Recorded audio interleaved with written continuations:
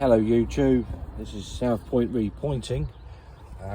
We are doing some cavity trays, tie Bs. As you can see, we've got a flat roof on here and we've got a cavity tray going in. Tie Bs, they'll interlock.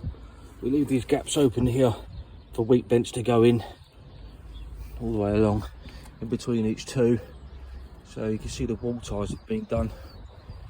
So here we go, all the way along. We're just drilling out, repairing, getting it ready for the bricks to come out.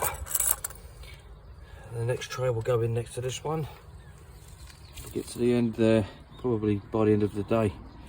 And then we've got repointing to do